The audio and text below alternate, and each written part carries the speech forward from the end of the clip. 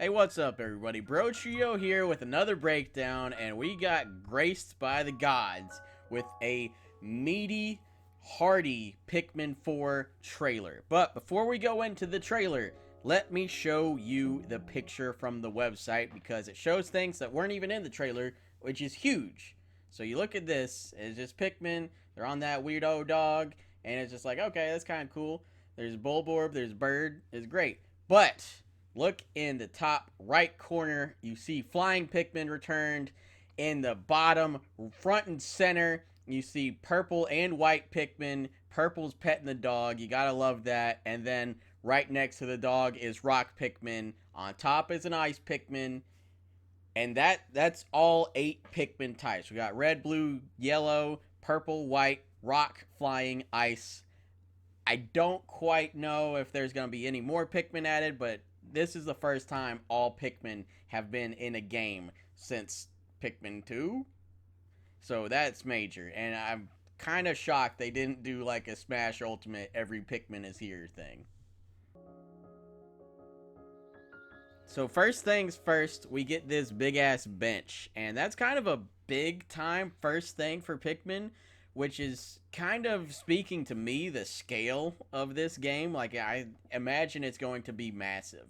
But this is one of the first times we've seen like the old world like structures in Pikmin. Like we get glimpses every now and then, but not like a full on bench. It doesn't even look that worn. Like it's possibly still in use, and we go to like a straight up playground later in the trailer, but that's just kind of cool.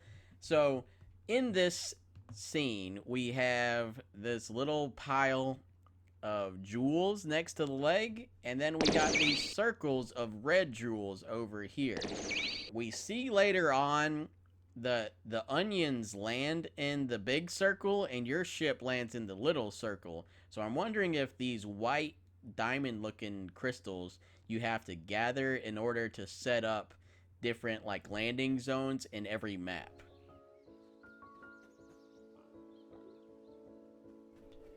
You can see the crystals right over here that Daniel was talking about earlier, as well as these little terracotta pots that the dog can crash through. And just a full ass house and some roses and fish on the fence, and none of it looks to be in disrepair. So this is really weird. But the one of the big ones is the chicks of the burrowing snagret, which I mean it has to be. It just absolutely has to be. It looks just like a baby version of that, and I kind of want one. But also, I think I need to kill them all so there can't be any more burrowing snagrets. And upon a closer look at this house, we see what appears to be some skylights. Maybe solar panels. Could someone be living here in this post-apocalypse?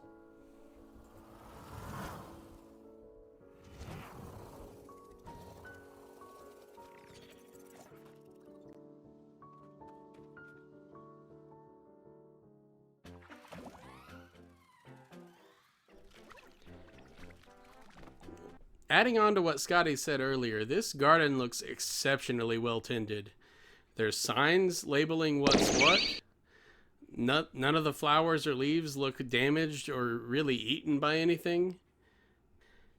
And these landing pad zones, like Daniel was talking about before, are clearly shown in this. They kind of remind me of fairy circles, but I know these aren't mushrooms, these are like glowing crystals.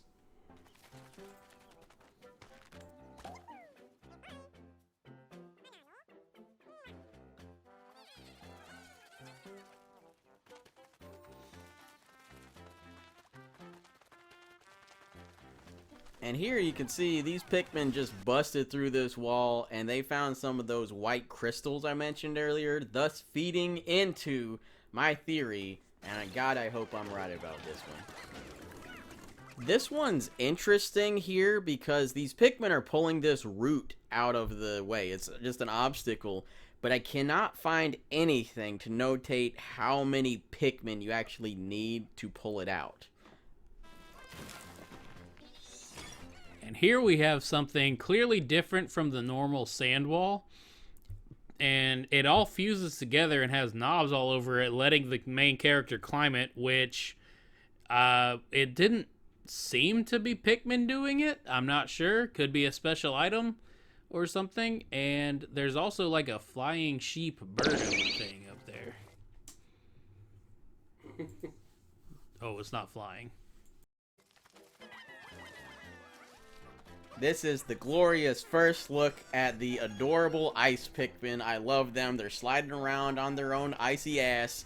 It's fantastic. And with ice comes the freeze. Ice Pikmin can freeze enemies. You can see the frost buildup meter as this blue little circle around the Bulborb's health. So once that completes, he's frozen, and then the horrifying ice Pikmin break him apart while he's frozen and still alive. This presents a very interesting aspect of the ice Pikmin because when you freeze this water, their little heads are still poking up. So they have to be able to breathe, it looks like, and theoretically you have to recall these Pikmin to unfreeze the water. And they're frozen in the water, so they stay there until you're ready to get them back.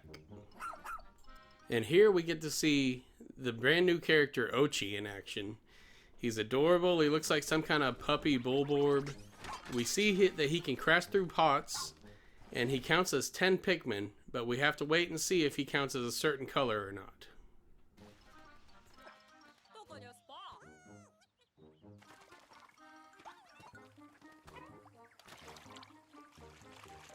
Pikmin is always full of cute details, and one in this trailer is that if you flip it and zoom in, this bag in the background says puppies. Also, you can tell in this scene, Ochi is sniffing something out like any good hound should, and he's about to find a person in the next scene. So hopefully that means he can find more people, items, treasures, what have you in Pikmin 4. Which is just really weird because he doesn't have a nose. And here we are saving another astronaut, and Colin tells us all about it. And it's pretty like tall looking, you know, for these people at least. It's pretty like lankily proportioned, so we're thinking maybe it's either Louis or just a new character, but a little too tall for Olimar.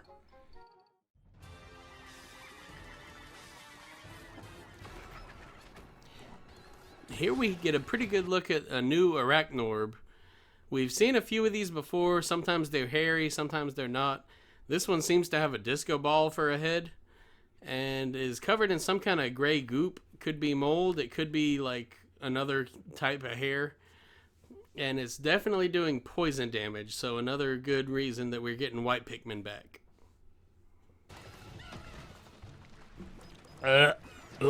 God, oh God, oh God. Ah. So this scene is interesting to me. You kind of get a little bit of it earlier in the trailer because Shepard, I'm assuming the captain of this crew, is telling you about Ochi, that he's like a special breed or some shit. But Ochi is going in your ship with you, so I don't know if you brought him or if you found him here, but I'm assuming he's different than the Pikmin or a monster or anything, so he's going with you to snuggle up in his doggy bed in the spaceship.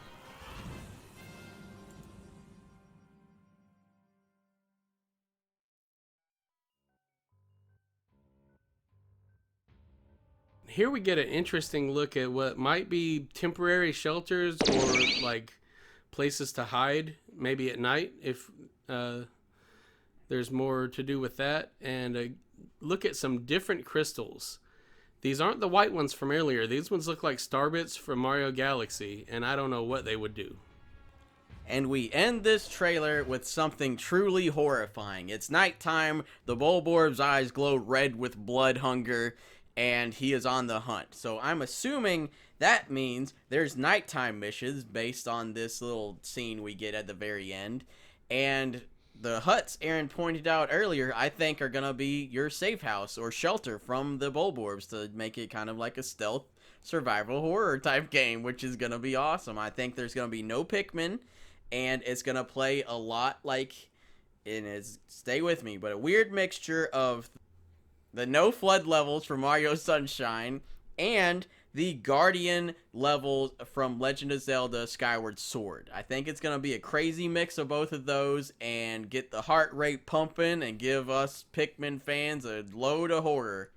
But that's everything we could pick out and find in the Pikmin 4 trailer.